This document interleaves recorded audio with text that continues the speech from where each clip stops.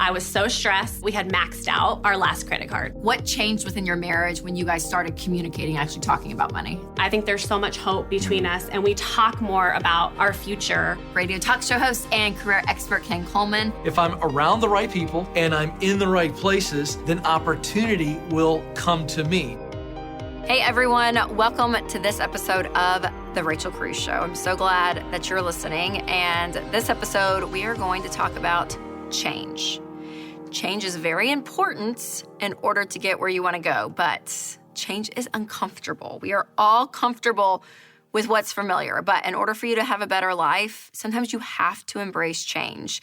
So in this episode, we're going to talk to a couple who had some pretty unhealthy money habits, and they changed overnight, like literally overnight. Someone corrected me once in life and said I should never say the word literally because it's not usually literally something. I said, I literally died. I remember he was like, no, you didn't. Stop using that word. But I can say it here. They literally changed overnight. Something happened one night and they were like, okay, we have got to change. So their story is incredible. And if you're looking for a change in your job, then I've got some great news. Radio talk show host and career expert Ken Coleman is on to talk about the best ways for you to land a job that you love. But before we jump into all of that, let's just say it out loud again. Change is hard. And probably the biggest change of my life is when I had my first child. If I talk to some couples, they say that marriage was like really hard, but having kids was easy. Or you talk to some people like, oh no, marriage was really easy, kids was hard. For Winston and I, marriage was really easy. We got married. We had 5 years of marriage together before we had Amelia, and it was so much fun. I mean, yes, we had our bumps in the road and our fights and all that, but like overall, like we had so much fun. We just clicked off the bat, Winston and I, and it was a great 5 years. So I'm pregnant 5 years later, and I will never forget this moment. I was decorating our Christmas tree. I was having Amelia in April, so I was like 5 months pregnant. And I'm sitting there decorating the Christmas tree, and I just start crying. Blame it on the hormones, whatever you want. But I was so sad. I was so sad. And Winston was like, babe, what's wrong? And I was like, I just realized that this is the last Christmas that we're going to have together. Like, just you and me. Like, this baby's coming in 4 months. And, like, it just makes me really sad that it's not going to be us anymore. And I go on this whole tangent. And he's like, oh, okay. It's going to be okay, Rachel. It's going to be okay. Because truly what I was feeling in that moment was like, man, is this change going to be worth it? Like, everyone says having a kid is so wonderful and so great, and they wouldn't change it for anything. But were they lying to me? Like, all these years, is that true? And that's what I was feeling like. Like, this change, it's going to be so hard. And is it really going to be that great? And what's so funny is fast forward to April 10th at about 2:32 in the morning when I met and saw Amelia Jane Cruze for the first time. All of those fears, all of those thoughts, it's amazing. It just disappeared. And it's like, I look at her now and I'm like, if I knew it was her that I was pregnant with, I'm like, I probably would have had her like a few years sooner, honestly.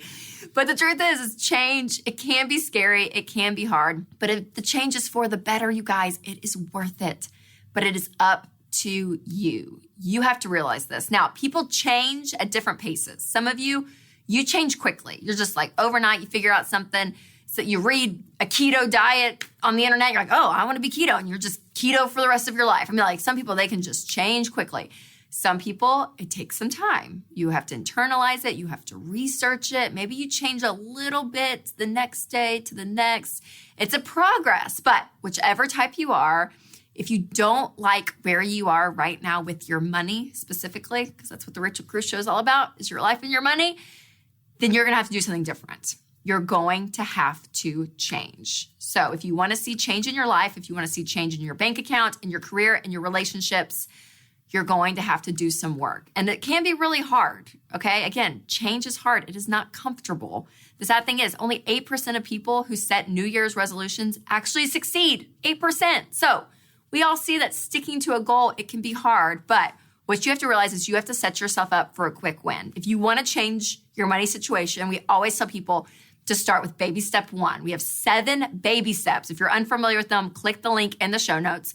But the very first one is a $1,000 emergency fund. The very first thing I want you to do. Now, this is going to be the easiest step, but it's going to be the hardest step. It's the easiest step because it's just $1,000. Like, you can do this, okay? You can sell some stuff. You can cut things out of your budget. You can not go out to eat. I mean, you can do some things to get $1,000 quickly. And that's what I want you to do. You get it fast. But it's the hardest step because you're saying that you're going to engage in a process that you've never done before. And it can be scary and it can be intimidating. And you're going to change the way that you view money. But once you take that step and you get that quick win, the motivation starts coming. So after baby step 1, you move on to baby step 2, which is paying off all of your debt using the debt snowball. Now, this is the most effective way to pay off debt. And some of you are in baby step 2, you're paying off debt now. Some of you have done this. And so it's so fun to talk to people in the process. And so this family coming up, they are completely free from debt. Their story is incredible. From where they started to where they are now is where I want you all to be. And some of you actually may be familiar with her. She is Debt Kickin' Mom on Instagram and YouTube, and she's incredible. She and her husband decided to change everything with their money literally overnight. So I can't wait for you to hear their story. I just remember being just in shock. I could not sleep. I was so stressed. Felt like my hands were tied. I couldn't do what we wanted to do. You just don't realize how quickly it all can just kind of pile on top of itself. We struggled a lot with keeping up with the Joneses, and we just bought whatever we wanted when we wanted. I had been really taking charge of the finances. He worked. I was a stay-at-home mom. I was pretty passive when it comes to this stuff. He really didn't even understand the trouble that we were in. The moment when we decided that we had to do something was during that vacation that we took right around Christmas time. It was a terrible vacation. It was to buy a sales timeshare. pitch. Yeah. But we did it to get a deal. Right after the time sales pitch, I got a text notification from my bank telling me that we had maxed out our last credit card. That was definitely my sick and tired moment. It was that night that I sat with the hotel notepad and wrote down and listed out all of our debts. And that was the first time that I realized exactly how much debt that we had. And the next morning I had to tell him. I really didn't know at first, but we were in that much debt, so it was kind of shocking to me. And in that moment, I decided I shouldn't be passive anymore. And I told my parents about it. That was a hard phone call. They had been Financial Peace University coordinators, and they bought it for us that day. I didn't have accountability when I was handling the finances on my own. Now in our marriage, it's more about like, well, we're in this together. We talk to each other more. We have a lot of dream meetings now. Yeah. We talk about where we want to be in 5-10 years. And it's just amazing to just dream. I think there's so much hope between us, and we talk more about our future. But we're so much more closer now. All right, you guys, thanks so much for being here. Thank you for having us. Yeah, thank you. Sharing your story. This is so fun. So you guys are kind of toward the end of your debt-free journey, which is why you're here in Nashville. But take me back years before that. What did you guys look like before you started this journey? Yeah, we were definitely the average family who was living paycheck to paycheck. And I was a stay-at-home mom, and taking care of them was, a big job. And I was also in charge of the finances, and he went to work and made the money. And then I stayed home and tried to run the household. And truthfully, I just didn't really know what I was doing. Nobody really teaches you how to do that. So you were feeling the stress. Were Yeah. you feeling it, Johnny? Did you feel it? Not at first. Okay. I knew something was up, but I didn't know exactly how much debt we were in. Okay. Yeah. So take me to that point Yeah. on vacation. Yes, it was a low moment. I was up pretty much for most of the night. And I told him the next morning, I told him about the fact that we had maxed out our credit card and I had to open up a new one. And when we get home, we need to talk. What's the feeling before you're having to have this conversation? What did that conversation look like? Yeah. I had felt completely I felt dishonest, and I knew that I needed to have a sit-down style conversation. You had always let me do the budget on my own and never really asked questions about it. And truthfully, that's why I was ashamed to even tell him that I wasn't handling it the right way. Which in a sense, there is this natural pull for couples to say, okay, well, you're good at this, so just do it. That's kind of your gifting. So I'm over there, you got it, no big deal. That's a very normal way. Yeah. But sometimes to the person that has the responsibility put on them, male or female, there's almost this sense of abandonment, or the sense of a loneliness almost of that you're in this space by yourself. Yeah. Okay, guys, I'm going to interrupt here. Their story is so great, like I said earlier, because their before was so normal. And like I just said, if you are in a marriage, one of you is going to have strengths. around this subject of money, and one of you probably is going to be a little weaker when it comes to this money stuff. And that's very, very normal. It's very, very natural. So while it is important to play to each other's strengths and weaknesses, you both have to be involved. And I just wanted to reiterate that and stress the importance of having someone else with you on this journey. So if you are married and your spouse is not on board, a couple of things you can do. Number one, tell them your why. Why do you want to do this? Why do you want to budget? Why do you want to get out of debt? Is it because you're losing sleep at night? You're stressed. You heard her? She was like, I was stressed out, and he had no idea. So maybe your spouse doesn't even know you're stressed and you want to lower that. Maybe it's that you truly have this fear that you're not going to retire. You're like, we're putting no money away. I need to know that we're saving money. Maybe it's that you don't have an emergency fund. Like whatever your why is, it can be something like that. It can be bigger because you want your kids to have a better life than you did. Whatever your why is, share that with your spouse. And then also show them progress. This is great. Ladies out there, if your husbands are not involved, a lot of guys like to see progress. So even write out all of your debts and go ahead and do the math and say, hey, if we throw X amount at our debts from month to month, we can be out of debt in 17 months or whatever it ends up being. Go ahead and show them the outcome and the plan. And sometimes that helps them get on board where they actually can tactically see what's happening. And then last but not least, if you and your spouse still are not on the same page, I would say there's going to be some deeper marriage issues there. The fact that you guys can't work together as a team. If you can't work together as a team when it comes to your money, there's probably other areas of your marriage you're not working together. So I always say bring in a third party. Do not be ashamed to talk to someone. This can be maybe a couple that's older than you guys in a different season. You can ask their advice. Maybe it's marriage counseling. Like, I don't care what it is, but bring someone else in because not only could they have some great advice and direction, they may be able to bring this other perspective that neither of you are thinking about. So don't do it alone. Now, if you're not married out there, find someone in your life that you can have a conversation with when it comes to your money, that you're not embarrassed, that you can show them everything. Because having a second brain involved in this process is so important because if it's you by yourself, whether you're single, whether you're divorced, whatever the situation is, and you are in charge of it and it's just you, you have so much responsibility in life. Like, you're the one that's having to buy the groceries. You're the one that's having to get the oil changed in the car and keep up with remembering when to do that. Like, you have so much on your plate. And so have someone else involved to help you along the way. You guys do not do this journey alone. I cannot stress it enough. Have someone there to walk with you because it will help you not just with the motivation, but also sometimes the big and small decisions. Having that other person to talk to is so crucial. Talk me through now.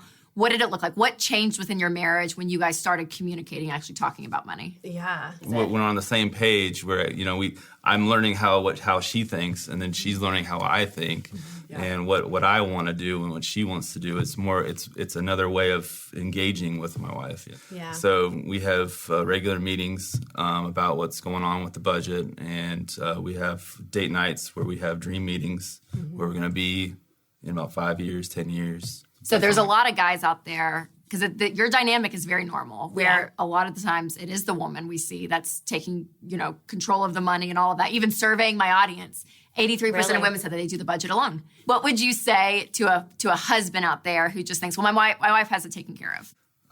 God calls us to pursue our wives, so you got to take the journey with her. You got to do it.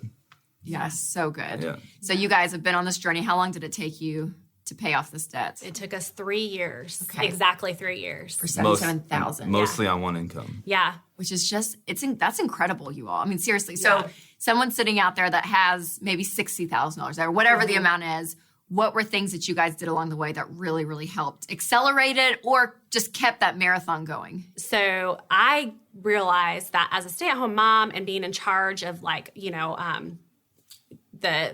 grocery shopping and the activities that I did with the kids and stuff like that, I really did have kind of a lot of control in cutting expenses. We might not be able to raise our income to kind of figure out this difference that we're having, but if we can cut our expenses, we can have a debt snowball. Because at first, it was really hard to imagine how we were going to be able to create that debt snowball. We cut all the things that you're thinking off the top of your head, you know? Yep. But then it was even further. It was like, how can we save money on kids' clothes? How can we, save money on birthdays? And it was like everything that came up that's an expense. It was not an excuse to spend money. It was motivation to figure out how can I do this with good. low expenses, keeping our expenses low. And we got creative too with a lot of like family outings. If we wanted to do something fun as a family, we'd find something free. Yeah, we had to. I feel like when the focus became less about like distractions, like what can we do to distract the kids or keep them occupied, it was more like what can we do to just spend time together as a family, and that costs no money. And so it definitely brought us all closer. Well, you guys are absolutely remarkable and inspiring. The fact that you're doing this with 4 kids and you've done it. I mean, you've paid off the debt. So thanks for sharing your story. Thank you so much, Rachel. Guys, aren't they just amazing? I love their story. I love their vulnerability and talking about their failures, because that's what's important, is no one is perfect in this process. And the fact that they're willing to share their story and be open I was so thankful. It was such a gift. Now, one thing they did that we talked about more off camera was they went through Financial Peace University. And this is our 9-week course that walks you through everything that you need to know when it comes to your money. And I'm talking about everything from budgeting to getting out of debt to saving to insurance to real estate. I mean, it dives into all of the nitty-gritty. And what's great is you are part of a group. You get put into a community of people who are on this journey with you. I cannot stress it enough. If you have not gone through Financial Peace University, you need to. Click the link in the show notes and check it out. All right, next, I want to talk to you about your career. Now, this is something that a lot of people want to change or they're just not happy with, but they don't know where to get started. So whether you're looking for a new job or you're wanting to improve the job situation that you're in, Ken Coleman is coming up next to give us some great tips and encouragement. All right, Ken, thanks for being here. It's so good to be here. You're love back. this. Okay, I'm really pumped for you because your new book, The Proximity Principle, is out today. Yes. Which is so crazy. Okay, Yes. so tell everyone about it, because this whole idea and the subject of this book I just love so much. Well, we all know that we long to do something that we really enjoy, work that we love, but there's a lot of fear and doubt. And this principle, timeless through the ages, that men and women throughout all of history have used to be successful, and that is, if I'm around the right people and I'm in the right places, then opportunity will come to me. Not That's this interesting. impossible journey to find a break. No. If I'm around the right people and in the right places, then I'm getting a chance to learn, I'm getting a chance to do and connect. So it's a fun and very practical manual so that no longer are you worried about what my next steps are. Yes, I love that, because there's a lot of people watching that they work. They're full-time. They may be in a job that they're like, man, I'm in it for 12 more months so we can get out of debt, or maybe I feel stuck here, but I want to move. I want to do something different. I want to wake up and feel like I have purpose and meaning with the job I'm going to. Because how many hours does someone work in their lifetime? 90,000 plus hours is what the average American spends in the job well. over their work life, which is crazy if you think about that. Yeah, so putting into practice, that idea of taking those hours and actually doing something that you love with it.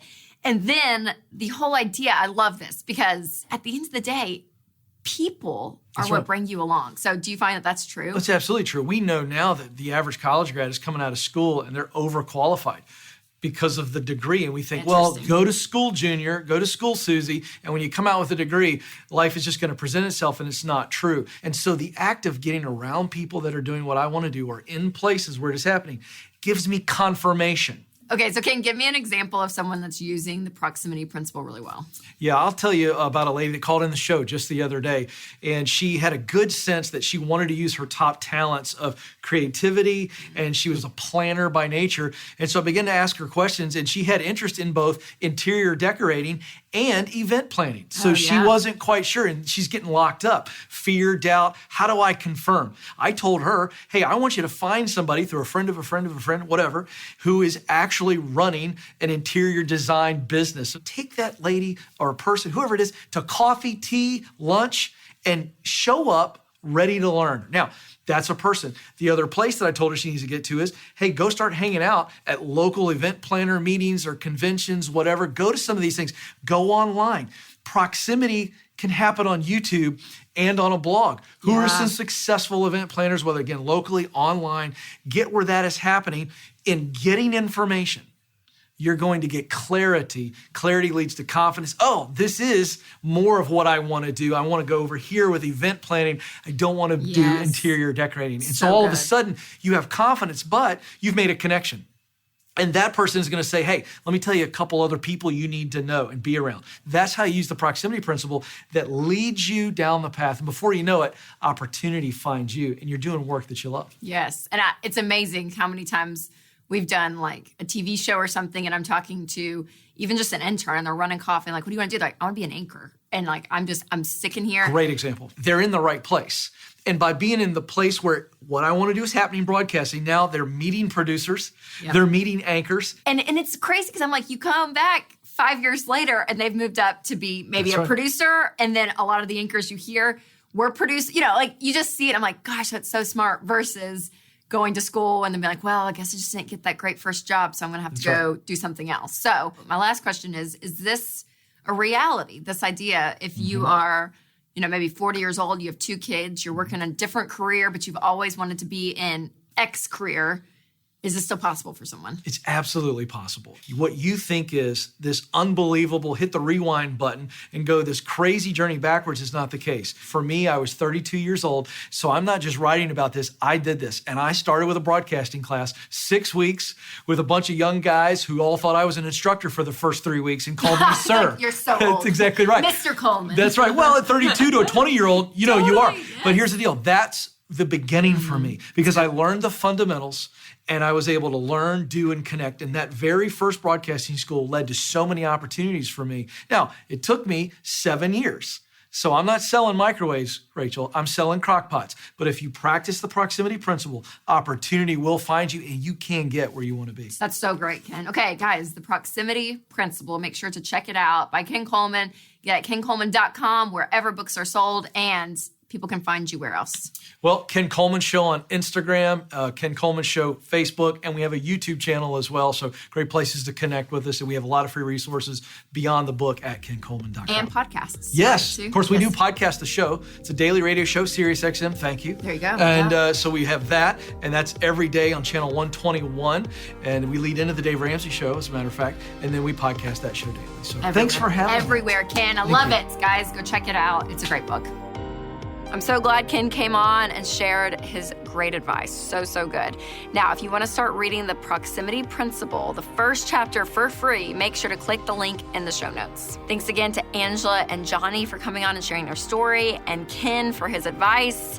And make sure that you guys check out the Rachel Cruze Show video version. It's on YouTube and it's on Facebook. And of course, here on the podcast, if the Spirit leads, you can leave a review. And if you've not hit that subscribe button, make sure you do that so that these episodes automatically come into your phone or wherever you listen to podcasts. It's there. It's convenient. Let's be honest. We love convenience, right? Now, I want you guys to remember to embrace change. Change can be a really good thing to get the outcome in life that you want. So do not be afraid to make a change. And remember to take control of your money and create a life you love.